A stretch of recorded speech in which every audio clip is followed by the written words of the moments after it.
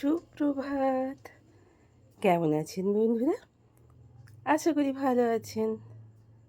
আমিও এখনও মন্দের ভালো।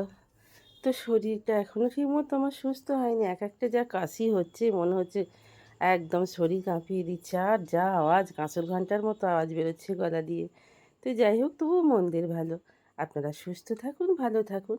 আপনাদের সুস্থতা কামনা করে শ্রাবণীর এমএস ব্লগের নতুন এক ভিডিওতে আপনাদের অনেক অনেক স্বাগত। তো ভিডিওটা এই রান্নাঘর থেকেই শুরু করলাম। একটু আজকে ভাবলাম জানেন তো, একটুখানি ঠান্ডা ঠান্ডা করে একটু লেবুর রস দিয়ে একটুখানি ঘরে থাকা সবজি দিয়ে একটু ঝোল বানাবো। আর ঘরে থাকা বড়িগুলো তো দিয়েছি।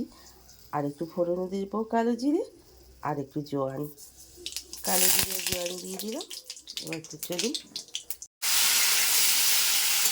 নারিক দিয়ে দিয়েছি, বরবটি দিয়ে দিয়েছি, আলু দিয়ে দিয়েছি, পটল দিয়ে দিয়েছি, একটুখানি গাজর ছিল সেটাও দিয়ে দিয়েছি, 4 পিস বড়ি দিয়ে দিয়েছি। যেহেতু কালকে আসেনি, আমাদের দুজনকার মতো যা হোক, ওই যে বললাম ঝালের ঝোল, ঝোলের ঝাল কিছু একটা না দিয়ে রেখে দিলেই হয়ে যাবে। তো আমার ছেলে মাকেও যা দেবেন তাই খায়, কিন্তু এক দিন একটু আবদার করে, এটা চাই, ছেলেমেয়েরাকে আবদার করবে কী বলি। তাও খাওয়া দাওয়া ঠিক মতো টাইম নেই। একটুখানি ধনে জিরে হোমমেড আমার হাতে করা আছে, সেটা দিয়েই করবো, আর কোনো মশলা দেবো না। একটু নুন দিয়ে দিলাম, একটু ধনিয়া গুঁড়ো জিরে গুঁড়ো একসঙ্গে করে রেখে দিয়েছিলাম ঘরেরই। আমার ঘরের বেশিরভাগই বাড়িতে একটু কষ্ট করে নিই মশলাটা, জানেন তো, ভালো করে জিরে কিনে নিয়ে আসি, ধনে কিনে নিয়ে আসি, নিয়ে এসে ভালো করে রোদে দিয়ে পেস্টটা করে রেখে দিই। খেতেও ভালো লাগে আর উপকারীও নিজেদের শরীরের পক্ষে। আর কেনা মশলা পৃথিবী চলছে ঠিক কথায়, কিন্তু মধ্যে যে কী থাকে তার কোনো ঠিক নেই। আমার কাছে সময় মনে হয় জিরেগুলো ধনে গুঁড়ো যেন কাঠের গুঁড়ো। তো ঝোলটা আমার হয়ে গেল, একটু উচ্ছে আলু কেটে আগে বাচ্চাকে একটু ভেজে দিয়ে, আর ভাতটাও ওখানে হয়ে গেছে। তো চলুন এবার ওকে খেতে দিয়ে দিই। খেতে দিয়ে দিলে তারপরে এবার গিয়ে নিজের সব হাতের কাজ সব শেষ হবে। যতই রোদ হোক গরম হোক, নিজের কাজগুলো তো নিজেকেই গুছোতে হবে। কী সুন্দর হাওয়া দিচ্ছে বলুন। বলছি তো, এই হাওয়াটাই আবার খানিকক্ষণ পর বাপরে বাপ, একবারে মানে জীবনদায়ী হাওয়া হয়ে যাবে একদম। আর ফুলগুলো এত জল দিচ্ছি গোড়ায়, জানেন, একটু ফুলগুলো থাকছে না। আবার ফুলগুলোকে ছেঁটে ছেঁটে কুড়িগুলোকে ফেলে দিতে হচ্ছে, নাহলে আবার তো গাছগুলো ঠিক গজাবেও না। বেশ কয়েকদিন দেখা হয়নি, শরীর খারাপের নাম করে করে বেশ শুয়ে শুয়ে কাটানো হয়েছে, জানেন। আবার বাবা, দেখুন, গোলাপের আবার কুঁড়ি হয়। আবার কী সব যে, এই টগর গাছে আবার ফল হয়, জানেন, কি সুন্দর দেখতে ফলগুলো। বাপরে বাপ। তো চলুন টুকটুক করে ডালগুলোকে কেটে ছেঁটে বাদ দিয়ে দিই। ফুল গাছের গোড়ায় বেরিয়েছে টমেটো গাছ, এই জলগুলো দেওয়া হয় না। আর দেখুন, এবার আবার একটা স্নেকাস বেরিয়েছে, দেখেছেন? দেখেছেন, গাছটাকে পুরো নষ্ট করে দেবে প্রত্যেকটা 7টা পাতা। এই গাছকে আগে ডালগুলোকে কেটে ছেঁটে ফেলে দিতে হবে, জানেন। ছেঁটে ফেলে দিলাম প্রত্যেকটা 7টা করে পাতা, ফেলে দিলাম। এবার এইটা কাটতে পারছি না, কাঁচির তেমন ধার নেই। ভাবি কাঁচি নিয়ে এসছে, এই ফুলগুলোকে সব ছেঁটে ফেলে দেবো। আর দেখুন, ফুলগুলো একটু ভালো হচ্ছে না রোদের তাপে।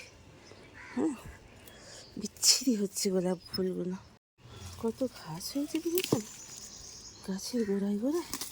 একটু যে পরিষ্কার করবো, কখন করবো? বিকেলের দিকে পরিষ্কার করতে গেলে মশা, আর সকালেই দেখুন রোদ এসে গেল। এবার এই রোদ যদি মাথায় লাগে, কত শরীর খারাপ হয়ে যাবে।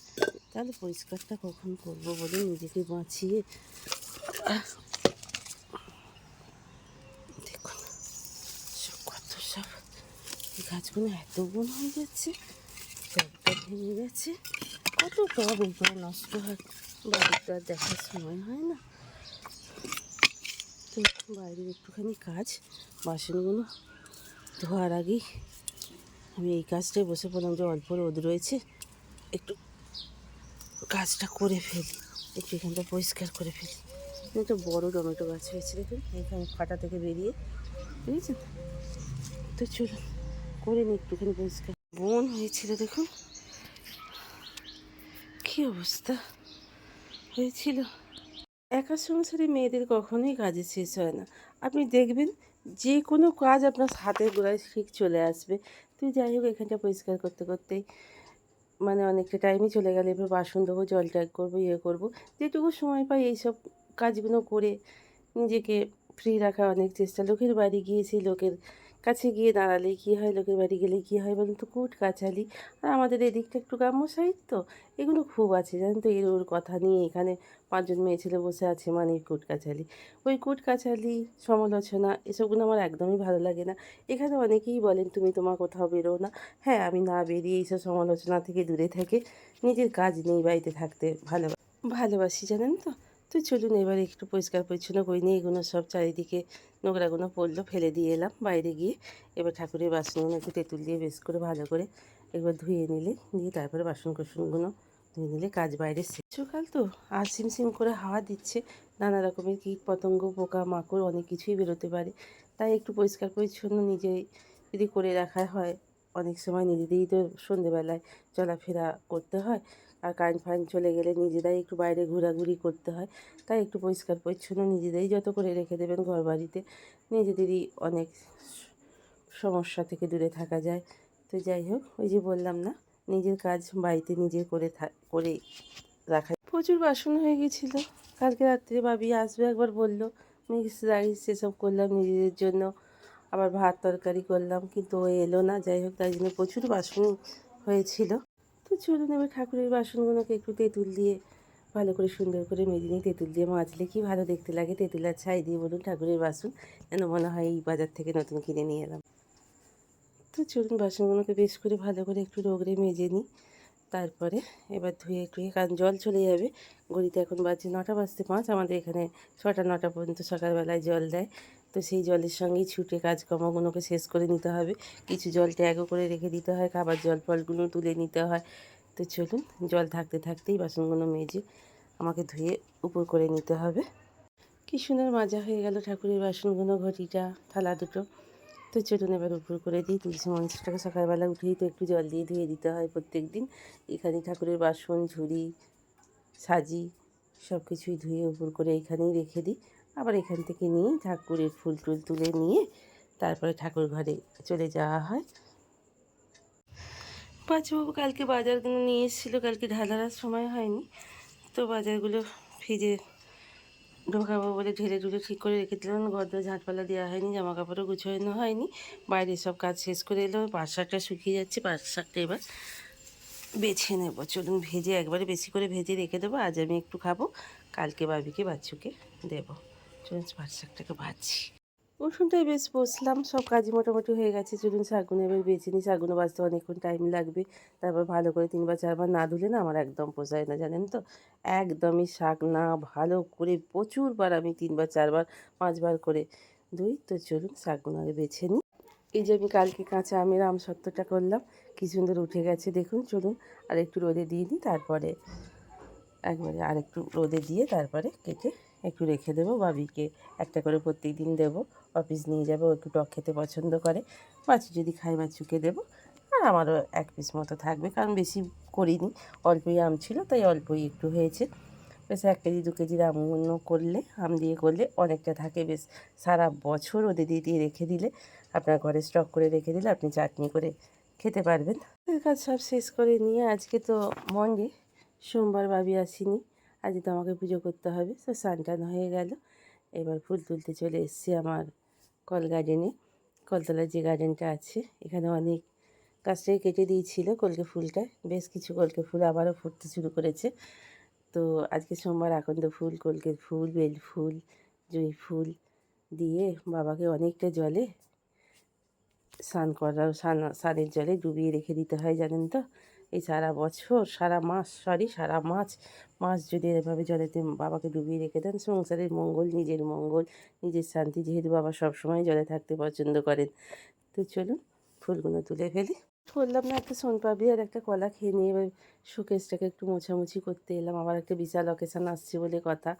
তো সামনে স্যাটারডেই সেটা আসছে, আপনাদের সঙ্গে জানাবো, ক্রমশ প্রকাশ্য কদিনের মধ্যে জানাবো। তো চলুন আগে ভালো করে মোছামুছিটা করে নিই কলিংস দিয়ে, তারপরে আবার পরিষ্কার পরিচ্ছন্ন করব। যা অবস্থা আমার বাবিমা করে রেখে দেয় না, সে মানে আপনাদের বলার ভাষা নেই। তো চলুন চলুন সুন্দর করে পরিষ্কার করে নিয়েছি। আর মানি প্ল্যান্ট গাছটা ওই যে বললাম না সাংঘাতিক কাশি, বাবা কাঁসর ঘন্টা বাজছে। তো চলুন এখানটা পরিষ্কার হয়ে গেছে। এবার পাশের হোম থিয়েটারের টেবিলটাও পরিষ্কার করে নিই। হোম থিয়েটারের টেবিলটাও এরকম ওলঢাল হয়ে আছে, আর বেশিরভাগই ইঁদুরে সব উল্টে পাল্টে এরকম করে দেয় জানেন তো। এখান দিয়ে ইঁদুরেই তাড়ে তাড়ে নাবে আর সারা ঘর দোয়ার নৈমিত্য করে। টেবিলটা পরিষ্কার পরিচ্ছন্ন করে নিয়ে এবার চলে এসেছি, ঘর দুয়ারটা ঝাঁট দিয়ে বেরিয়ে এলাম। ভিজা পরিষ্কার সেই সকালবেলায় হয়ে গেছিলো। দুয়ারটাকে সব চেয়ার টেবিল সরিয়ে সব ভালো করে একটু পরিষ্কার পরিচ্ছন্ন করে ঝাঁট দিয়ে নিচ্ছি। এবার মোছামুছিটা করতেও পারি আজকে, নাও করতে পারি। বাচ্চু বলেছে এই শরীর খারাপ নিয়ে এত বেশি প্রত্যেকদিন মোছামুছি করতেই যাবে না, কারণ অনেক বড় ঘর দুয়ার তো প্রত্যেকদিন পসিবল হয় না জানেন তো মোছা, যেটা সত্যি কথা সেটাই আপনাদের জানালাম। যেহেতু নিরামিষ পাঁচ শাকটা একটু জোয়ান ফোড়ন দিয়ে করলাম। পাঁচ শাকটা একটু পেঁয়াজ রসুন ফোড়ন দিয়ে করলেও খেতে বেশ ভালো লাগে, কিন্তু জোয়ান ফোড়ন দিয়ে দেখবেন শুশুনির শাক পাঁচ শাক এসব সান্ডা সান্ডা শাকগুলো যদি এগুলো করা যায় না, ভীষণই খেতে ভালো লাগে। নিরামিষ, বিশেষ করে নিরামিষের দিনগুলো একটু জোয়ান ফোড়ন দিয়ে। তো এই করতে করতে লাঞ্চের টাইম হয়ে গেল। কি ব্রেকফাস্টও সেইভাবে করিনি, উচ্ছে আলু ভাজা, শাক ভাজা আর অল্প একটু ঝোল আছে, ওটা দিয়ে আজকে মন্ডে নিরামিষ খাবার। ইভিনিং সন্ধ্যেবেলা টিফিন করে নিই, সন্ধে টন্ধে দিয়ে নিয়ে এবার বসে পড়েছি। রাত্রে ডিনারে কী হবে, ঝিঙে আলু পোস্ত, পটল ভাজা, আর বাবিকে একটু চিপস করে দেবো, এই দিয়ে আজকে হয়ে যাবে। পোস্তটা চাপিয়ে দিয়েছি, পটলটা ভাজা হয়ে গেছে, ভাতটাও হয়ে গেছে। তো এই সঙ্গে আজকে ভিডিওটা অনেক বড় হয়ে যাবে। তো চলুন আজকের মতো এখানেই শেষ করছি। ভালো থাকবেন, সুস্থ থাকবেন, ছোটোদের খেয়াল রাখবেন, বাড়ির গুরুজনদেরও খেয়াল রাখবেন, আর আমাদের খেয়াল তো আমাদের নিজেদেরই রাখতে হবে। তো সেইভাবে শরবত খেয়ে সাবধানে থাকুন, ভালো থাকুন, সুস্থ থাকুন। Good night.